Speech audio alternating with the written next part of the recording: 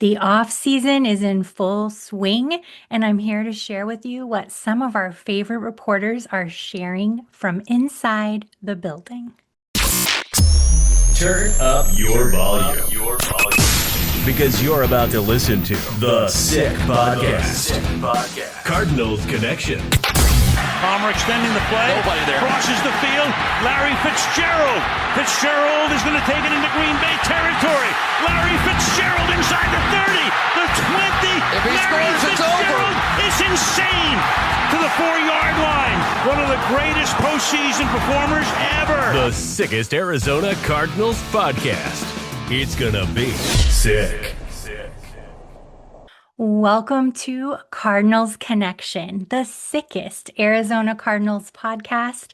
I'm your host, Kelly Singh, and yeah, I've been away for a little bit. It's been a bit of a roller coaster, from losing my job to finding a new job to losing that job to another layoff. So yeah, it's been a little momentous, but that's okay. I'm here, I'm back. I need to fill my time, and what better way to fill my time than sharing with you about the Arizona Cardinals, my very favorite topic.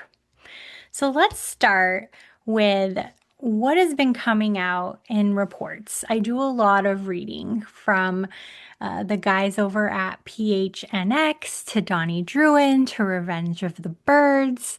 There are so many amazing sources out there. So let's just break it down. Here are some of the biggest takeaways, I think, that we can see coming out of this reporting. Right now, the players that have been interviewed or have made posts to social, they're making it clear that the expectations have been direct. The messaging has been consistent.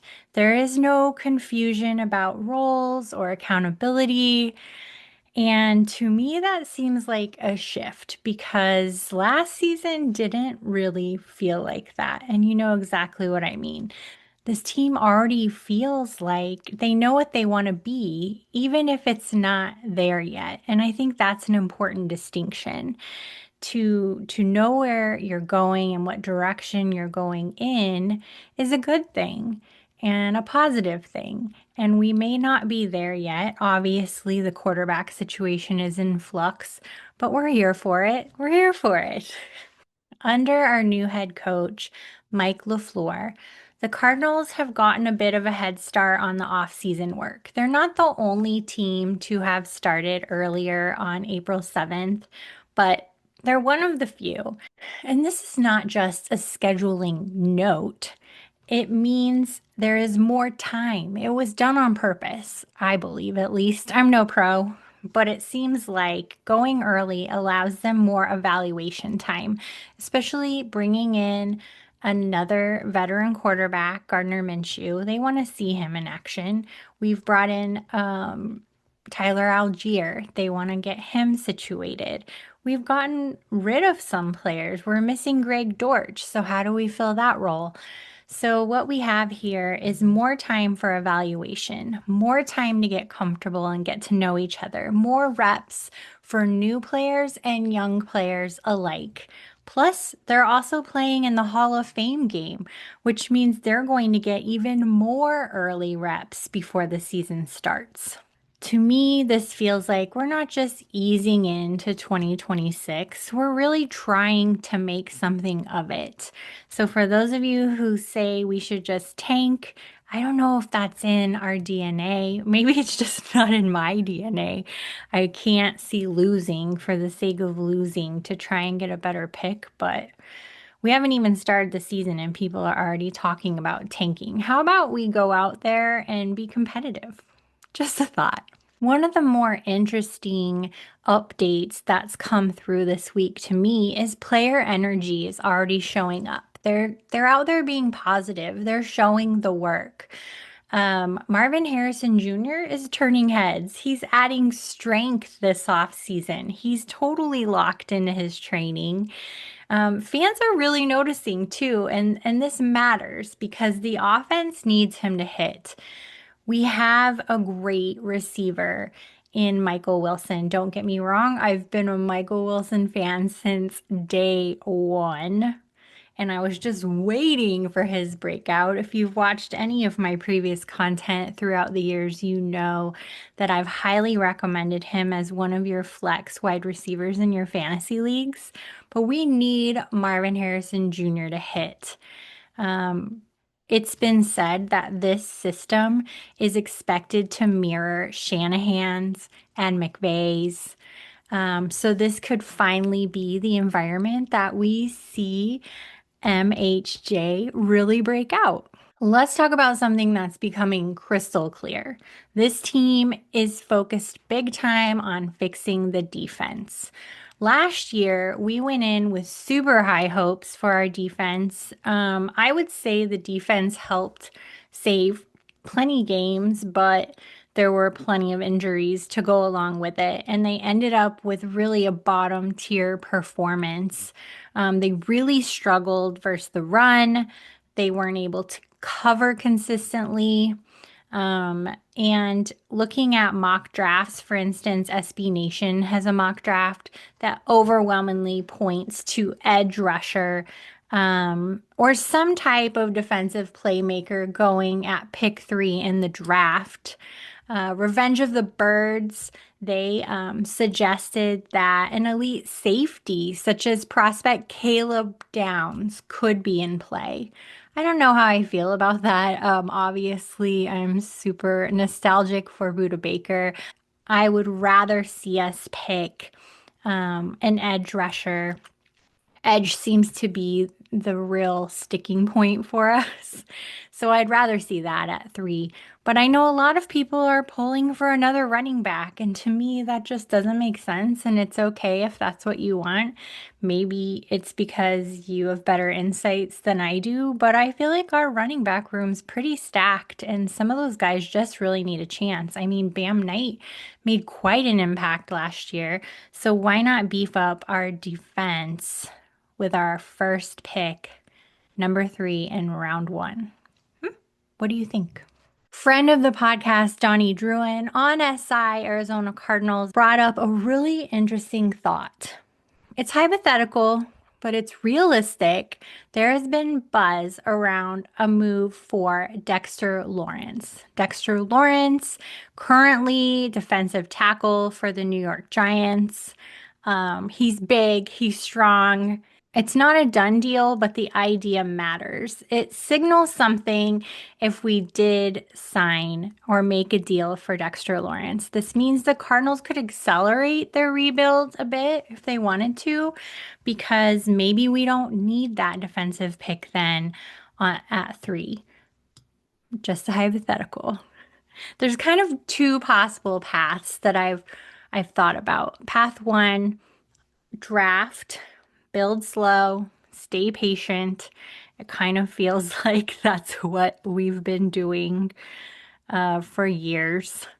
Path 2, make a splashy move, add a proven star, and speed things up a little bit. There are some options. There's obviously more options than that. Those are just the 2 obvious ones to me as a fanalist. There's also been some really quiet moves. They matter. They matter more than they seem. They're small roster moves. PJ Mustipher re-signed, Joshua Carty re-signed. And no, these are not blockbuster moves, but they do tell you something that there is a competition-based roster now. And I've talked about this year over year too, that the Cardinals really do seem to like to see some competition amongst their roster. During camp, you see players really fighting for their lives. Nothing is set in stone. If there's a breakout, I've seen them get their chance, and so have you. So this is a competition-based roster. Nobody's guaranteed anything. So that's one thing these signings tell us. They want to see them compete. They want to give them a shot. I also think we're going to see that in our QB race as well. Sure, we have got Jacoby Brissett.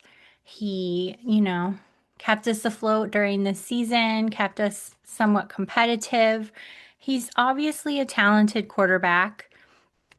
Is he our quarterback? I mean, I don't know.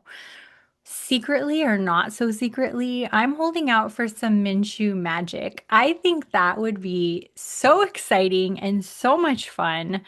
So we'll definitely be seeing a shootout in the Old West as it relates to our quarterbacks. Who's going to start? I mean, really, who's going to start?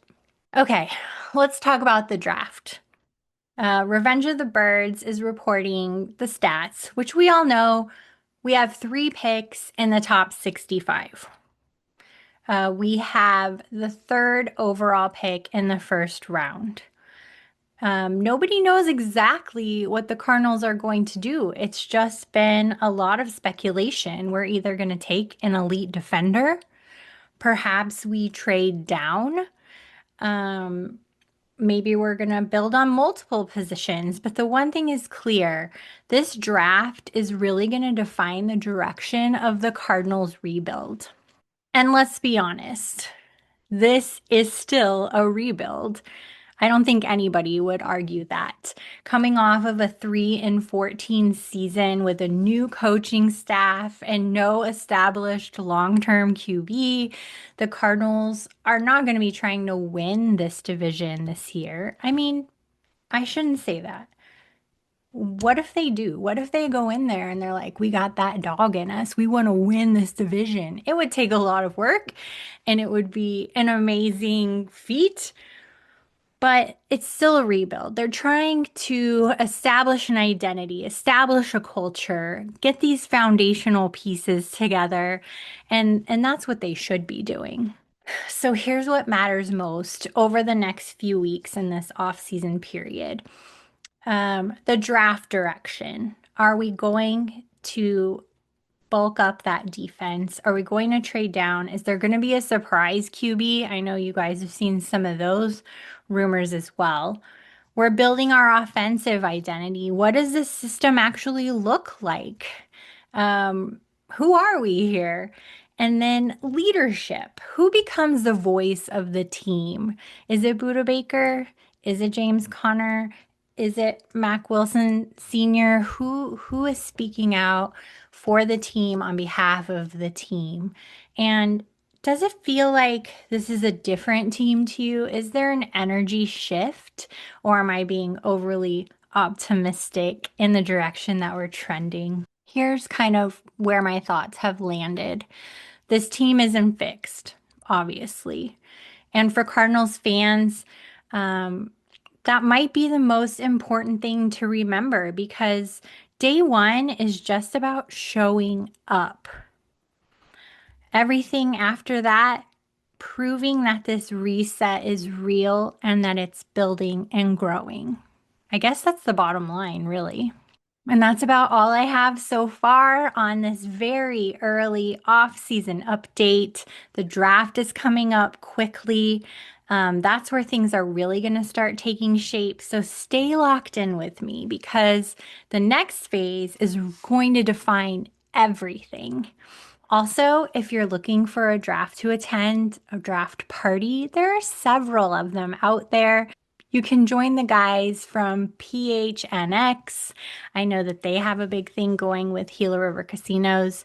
You can join the Cardinals, the Arizona Cardinals at State Farm Stadium, have their own free event. I went before, it's very fun. This year, I'm going to be attending Big Brothers, Big Sisters of Central Arizona. They're having their big draft party as well. If you're interested in that, I'll make sure to put a link. In the meantime, take care of yourselves, be kind, and I will see you next week. Bye. And that's a wrap. Hope you don't miss us too much until next time. Follow the Sick Podcast Cardinals Connection on YouTube, X, Google Play, and Apple Podcasts.